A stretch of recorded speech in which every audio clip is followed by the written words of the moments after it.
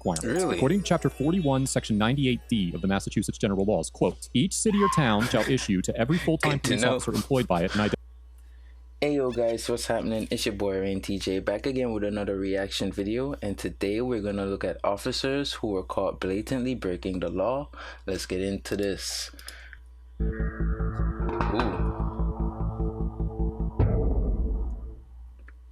Audit the audit.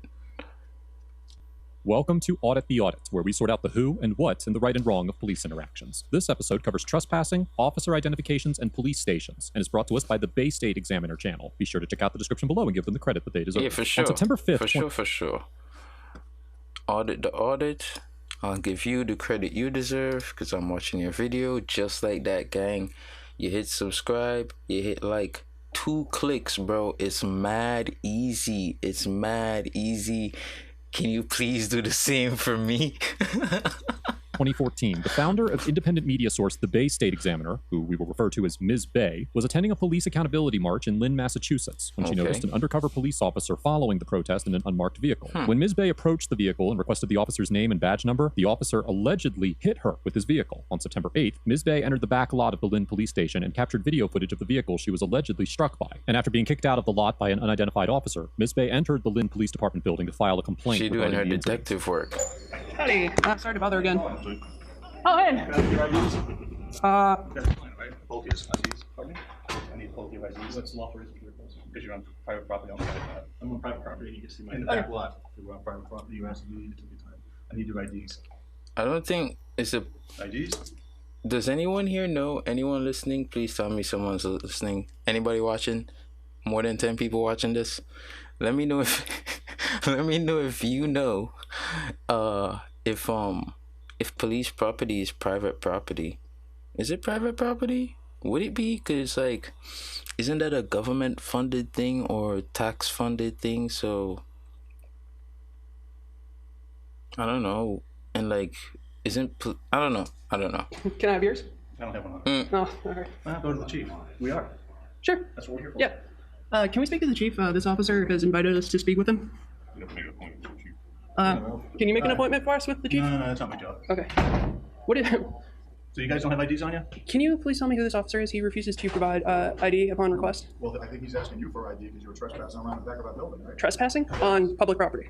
The officers informed Ms. Bay that she was trespassing when she entered the back lot of the police station to find the vehicle that had been involved in the incident. There are only 2 entrances to the lot, and they are both posted with signage that marks the lot as a secured area with no trespassing and authorized personnel only signs. According to Section 120 of Chapter 266 of the Massachusetts General Laws, an individual commits criminal trespass when they enter or remain in or upon the buildings or improved or enclosed land of another after having been forbidden to do so by the person who has lawful control of said premises, whether directly or by notice posted thereon. In the 1969 case of Commonwealth versus Escalation, the Supreme Judicial Court of Massachusetts determined that this statute applied to city property, holding that a building owned by a municipality is included in the phrase buildings of another, and upholding a conviction for trespassing in the office of the local draft board, despite the defendant's First Amendment claims. In reaching this conclusion, the court reasoned that, quote, the city had both a right and a duty to protect the building and its functions against any self-proclaimed need for an individual entry, which... I guess that answers my question, right? I like this. I like that he broke it down. That's pretty good. Could not, so far as appears, benefit the public use in any respect. The fact that all government property is not open to the public is well established by Supreme Court case law, but it also is reasonable under a common sense standard. For example, some government buildings contain offices for government employees who could not carry out their duties efficiently if the public was free to enter at any time. That is true. In the same way, not every part of a police station is open to the public. So it would clearly be problematic if someone off the street could walk into an interview room while officers were interrogating a suspect, or if the public had access to secure evidence lockers. True. In this case, it also makes sense to limit the public's access to the police vehicles parked in the department's private lot for the protection of the vehicles and the officers driving them. Given the case law that supports trespassing convictions on government property, it seems likely that a court would agree with the officers that Ms. Bay was trespassing when she entered the parking lot, particularly because both entrances to the lot were clearly posted with no trespassing signs. Well, it's only public property because it's posted not to be back there. That's Where? public property signs. What signs? I didn't see any signs. I didn't see any signs either. Show the signs? You're welcome What to go signs? back there and take a look at them. Okay. Oh, after? I'm sorry. All right. Well, we need your IDs now. I'm not interested in showing that at this time. No? I'm not. Yeah. All right, so you guys are refusing? All right, then we'll just leave. We want to talk to you. Yeah, I was gonna say, you've invited us to speak with the He's chief. a busy guy. Oh. Just suggested we talk to the chief. Well, Yeah, but I guess apparently not. I'm sorry, You what's... just told us to do that, right? No, you told us to talk to the chief. Yeah, and you came around and he's not coming down here. Oh, right. So maybe you should call him and make an appointment with him. Got it. Okay, we can do that. And may I have both of your names and ID cards? It's badge 88. Badge 88. Badge 88? Yep. Is that you? Oh, 76? Okay. 76. Thank you very much, officer. It was not very difficult, was it? Appreciate it. And you're leaving, right? Why? I'm sorry. No, I haven't made my report yet. You made your report. Well, actually, first of all, I'd like to make a complaint about this gentleman here. Second of all, What's the complaint? your refusal to identify yourself is against the law. Okay. Literally.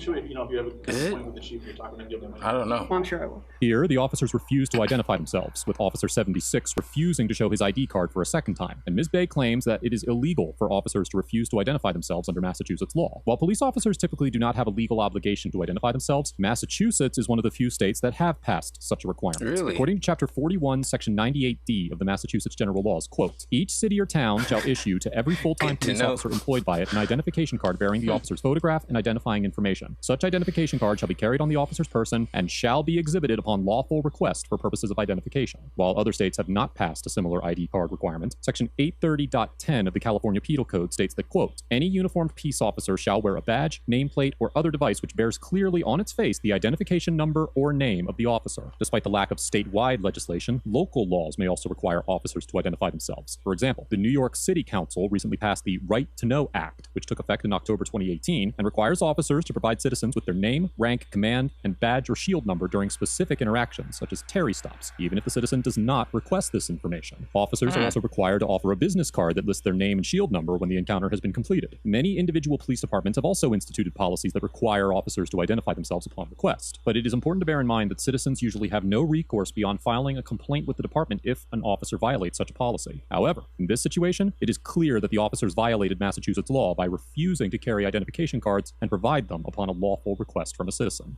But in the meantime, I'd like to make a complaint. Are you saying that I can't do that? Not with us. No. Who do I make a complaint with? The chief's the best guy. The chief's the best guy. Yeah. Okay. So make an appointment. Okay. What's up with that? What is it that you're looking for? Well, I found the car that hit me on Friday. I was reporting it earlier. It's out back. Okay, and what are you doing going in private property videotaping police cars? What private property? The property that's parked out back there posted is no trespassing, authorized personnel only. I didn't see that. Well, it's posted all over the entrances to that parking lot. Interesting. It is interesting, but it is also posted. Okay. You're subject to arrest for going back into private property. Am I being arrested? Police cars. Huh? Am I being I arrested? said you are subject to arrest for going out there now. What is it that you need? Sergeant McDermott tells Ms. Bay that she is trespassing and creating a disturbance inside the lobby and orders her to leave, despite the fact that she still had a legitimate complaint to file against the officer who refused to identify himself, and that she informed the officers that she wanted to continue recording for news-gathering purposes. As we discussed earlier in this episode, an individual can be charged with trespassing in public buildings, including police stations. In the 2020 case of Commonwealth versus Bradley, the Pennsylvania Superior Court affirmed an individual's conviction for trespassing in a police station lobby after they refused to leave when ordered. The individual was filming in the lobby despite posted signs prohibiting filming, and refused to stop filming or leave the building when requested to do so. In upholding the trespassing conviction, the court noted that although filming of police is an activity protected by the First Amendment, the right to record the police is not absolute. Citing the 2010 Third Circuit case of Kelly versus Borough of Carlisle, the court explained that, quote, the right to videotape police is subject to reasonable time, place, and manner restrictions, as long as they are justified without reference to the content of the regulated speech, are narrowly tailored to serve a significant governmental interest, and leave open ample alternative channels for communication of the information. In this case, the court concluded that the lobby filming ban was a reasonable time, place, and manner restriction. That would be similar to parts of government buildings being public or private. Like, you can't basically go, or like in the airport, how you can't record certain parts of it. I guess that's the same thing, gang, you know?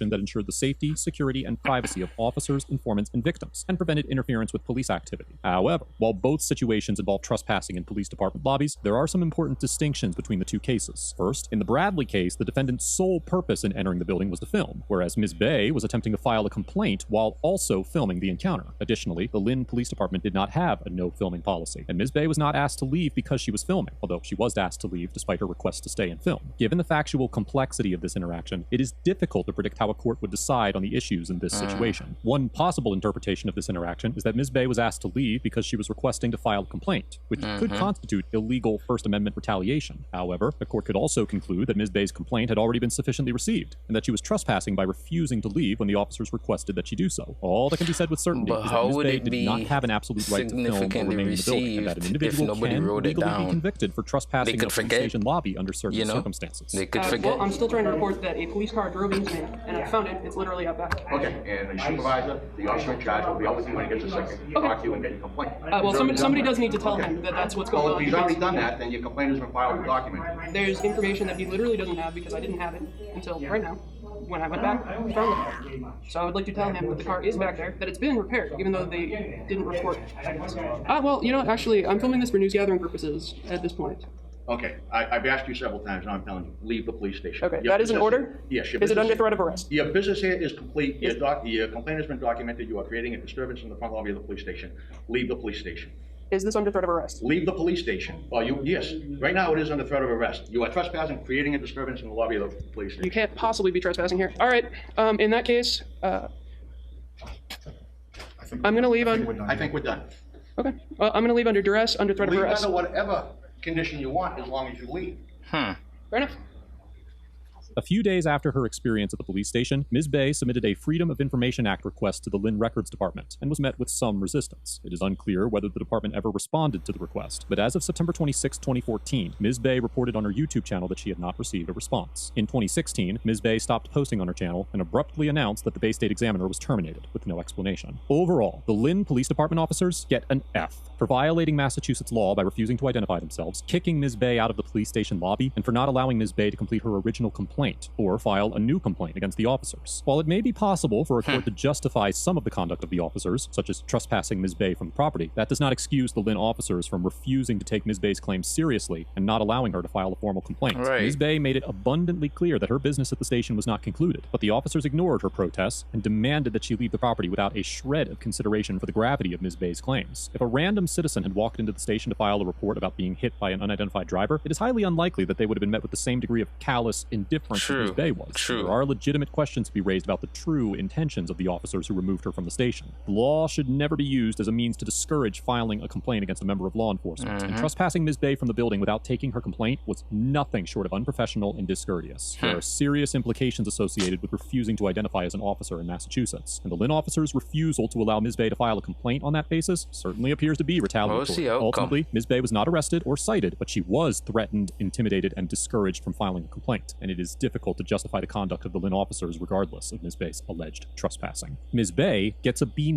because although she entered the private lot of the police station despite the posted signage, she remained calm and collected throughout the interaction, challenged the conduct of the officers peacefully and respectfully, and made a legitimate effort to follow the proper chain of complaint. There is little doubt that Ms. Bay was not within her rights to enter the back parking lot of the Lynn police station, and it is difficult to believe that she didn't see the signs posted at the entrances to the lot. At one point, she claims that she has a right to be there because her tax dollars fund the building, but as mentioned earlier, this is not an accurate claim according to the Supreme Court. If Ms. Bay had decided to pursue legal action against the department based on the information she gathered while trespassing, there is a good chance that her video footage would not be admitted into court because it was obtained illegally. Holding members of law enforcement accountable is no doubt mentally and emotionally taxing, and although committing minor violations in the name of the greater good can be extremely appealing, it is important to maintain a level of professionalism that supersedes the conduct of the officers in question. Being a victim of police misconduct is not a license to commit crimes, and building a case against corrupt officers is already difficult enough without handing them evidence against yourself. While I do commend Ms. Bay for having the tenacity and conviction to gather her own evidence against the Lynn officers, I would also caution her to remain within the bounds of the law while doing so. I highly encourage you all to give your support to the Bay State Examiner's channel. You can find a link in the description below. Let us know if there is an interaction or legal topic you would like us to discuss in the comments below. Thank you for watching, and don't forget to check out my second... Alright gang, thanks for watching today's video.